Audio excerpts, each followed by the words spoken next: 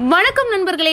Lakshmi serial செம பரபரப்பா போயிட்டு இருக்குன்னே சொல்லலாங்க. பரபரப்பான கட்டத்துல அதிரடி திருப்பங்கனங்க நம்ம பார்த்தோன்னா திருவோட மனைவி லட்சுமி தான் அப்படின்னு உண்மை நம்ம காவேரிக்கு தெரிஞ்சு போச்சு. வெட்ட வெளிச்சமாக்குறாங்க அம்பிகா கிட்ட.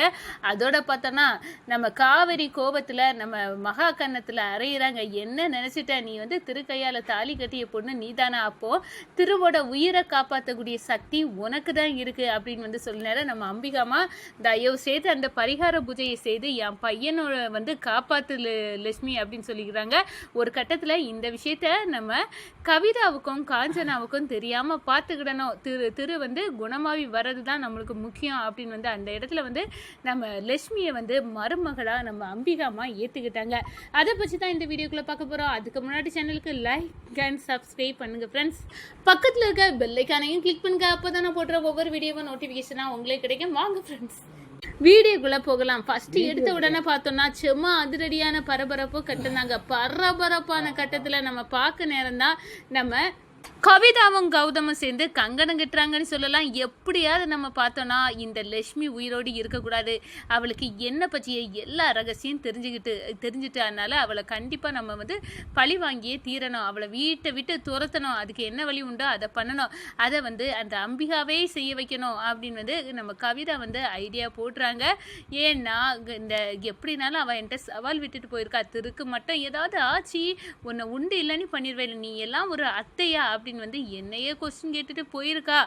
ஒரு வேலைக்காரி கூட என்னை எதிர்த்து பேச அளவுக்கு வந்துட்டா அப்படின்னு கோவத்துல கொந்தளிக்கிறாங்க. இந்த சைடு பார்த்தோன்னா நம்ம காவேரி நம்ம லட்சுமியை கிச்சன்ல வேலை இருக்கு வா அப்படின்னு கூப்பிடாங்க. ஒரு கட்டத்துல நம்ம லட்சுமி அந்த நேரம் திடுதுப்புனி கல்யாண போட்டோவை பார்த்துட்டு இருந்தவங்க அப்படியே மறைச்சு வைக்கிறாங்க.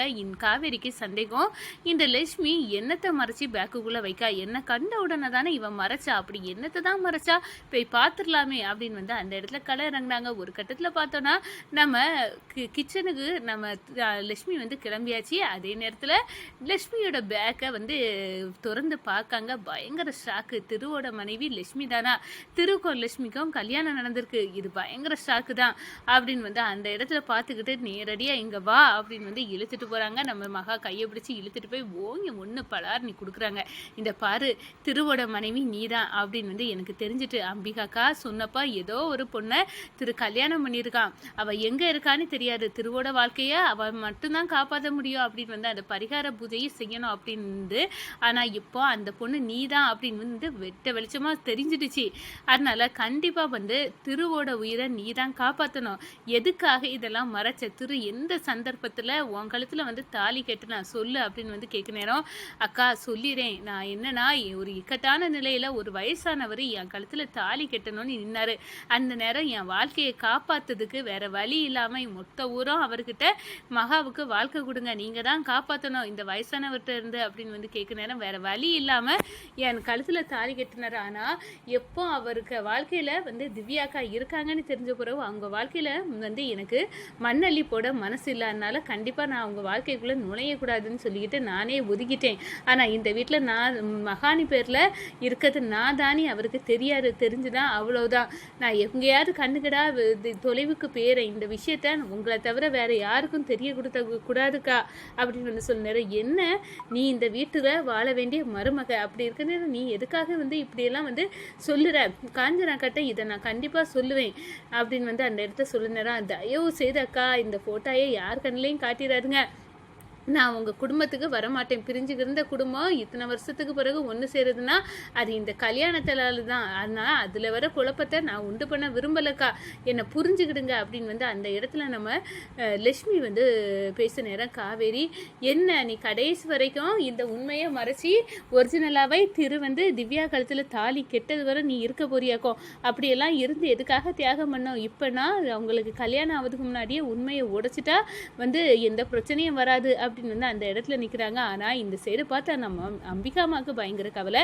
என் பையன் ஏதோ ஒரு பொண்ணு கழுத்தில் தாலி கட்டிருக்கானா, அந்த பொண்ணு எங்கே இருக்கா? என் பையனோட உயிரை காப்பாற்றக்கூடிய சக்தி அந்த பொண்ணுக்கு தான் இருக்குன்னா, அவள் அந்த பரிகார பூஜையை எப்படி அவளை கண்டுபிடிச்சி செய்ய வைக்கணும் அப்படின்னு வந்து யோசித்து அழுதுகிட்டே இருக்காங்க. அப்போ தான் காவேரி கிட்ட போகிறாங்க. என்ன அண்ணி, என்னது யோசிச்சுட்டு இருக்கீங்க?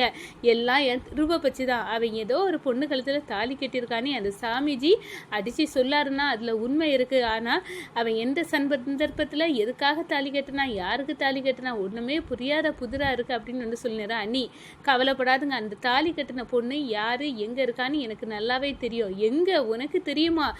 தாலி கட்டினது தெரியுமான்னு கேட்க நேரம், ஆமா நான் இப்பதான் கொஞ்சம் முன்னாடி தெரிஞ்சுக்கிட்டேன். என்ன காவேரி சொல்லுற அப்படின்னு வந்து கேட்க நேரம், அது வேற யாரும் இல்லை, நம்ம வீட்டில் இருக்க மகாதான் அப்படின்னு வந்து சொல்ல நேரம் பயங்கர சாக்குறாங்க. என்ன அப்படின்னு வந்து சாக்குறாங்க. எனக்கே இந்த ஆச்சரியம்தான். அவ காலத்துல ஒரு வயசானவர் தாலி கட்ட நேரத்துல இக்கட்டான நிலையில நம்ம திருப்பே வாழ்க்கை கொடுத்துருக்கான் அப்படின்னு வந்து சொல்றாங்க. அதே நேரத்துல திவ்யாவுக்கும் திருவுக்கும் கல்யாணம் ஆக போறது தெரிஞ்சு நம்ம லட்சுமி வந்து மகா வந்து அப்படியே வந்து திரு வாழ்க்கையிலேருந்து ஒதுங்கிடலாம் அப்படின்னு தான் இந்த வீட்டை விட்டு அவள் கிளம்பி போகிறதுக்கு எல்லாம் தயாரானா அப்படின்னு எல்லாம் உண்மை தெரியுது. ஒரு கட்டத்தில் நம்ம அம்பிகாமா நம்ம லட்சுமி கிட்ட ஓடுறாங்க. அடடா காவேரி அக்கா எல்லா உண்மையும் போட்டு உடைச்சிட்டாங்க போல இருக்க, ஓடி வராங்களே, ஐயையோ அம்பிகாமா முகத்தில் எப்படி நான் முழிக்க அப்படின்னு வந்து அந்த இடத்துல வந்து நிற்க நேரம் தான், என்ன லட்சுமி பார்க்குற, என் பையன் உன் கழுத்தில் தான் தாலி கட்டுறானே, காவேரி என்னென்னமோ சொல்கிறான், எல்லாம் உண்மையா அப்படின்னு வந்து கேட்குறாங்க. ஆமாம்மா என்னை மன்னிச்சிருங்க, ஆனால் இந்த உண்மையை கூட சொல்ல முடியாத பாவியாகிட்டே 2 குடும்பமும் ஒன்று செய்கிறது இந்த கல்யாணத்தில் தான். அப்படி இருக்க நேரம் 2 வத்தைக்கும் வந்து ஒன்று செய்கிறதுக்கு நான் இந்த வாழ்க்கைக்குள்ளே வரக்கூடாதுமா, அதனால தான் அப்படின்னு வந்து சொல்ல நேரம், போடி பைத்தியகாரி, என் பையன் குணமாகட்டும், வேலையாக உன்னை நான் சொல்லி கொடுத்து நீ தான் இந்த வீட்டுக்கு மருமகளாக வரணும் அப்படின்னு வந்து அந்த இடத்துல நம்ம அம்பிகாமா சொல்கிறாங்க. எனக்கு ஏதோ ஒரு பந்தம் உன்கிட்ட இருக்கிற மாதிரியே தெரிஞ்சு, ஆனால் இப்போ தான் இந்த வீட்டுக்கு வாழ வந்த மருமக நீ அப்படின்னு வந்து தெரியுது.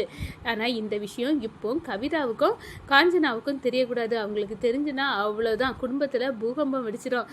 ஆனால் நல்லபடியாக வந்து குணமாகனா நீ அந்த பரிகார பூஜையை வந்து கண்டிப்பாக எல்லாம் செய்யணும்.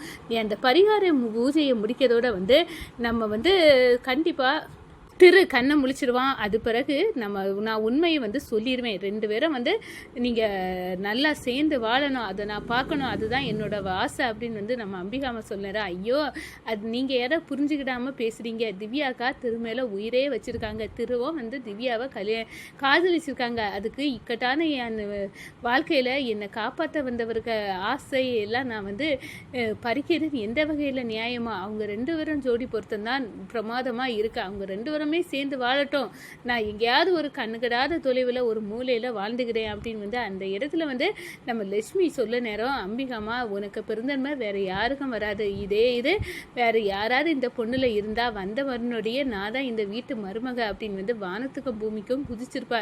ஆனால் நீ வந்து உன்னோட தன்னடக்கத்தினால நீ வந்து வேண்டாம் அப்படின்னு வந்து இந்த வாழ்க்கையை நீ வந்து திவ்யாவுக்கு விட்டு கொடுக்குற. திவ்யா மேலே அவ்வளோ பாசம் வச்சிருக்க நீ, இதுல இருந்தே தெரியுது அப்படின்னு வந்து அந்த இடத்துல சொல்றாங்க. ஒரு கட்டத்தில் பார்த்தோன்னா நீ இந்த வீட்டுக்கு மருமகளாக வர நாங்கள் கொடுத்து வச்சிருக்கணும் மகா அப்படின்னு வந்து அந்த இடத்துல அம்பிகாமா வந்து நம்ம மகாவை வந்து கட்டி பிடிக்கிறாங்கங்க.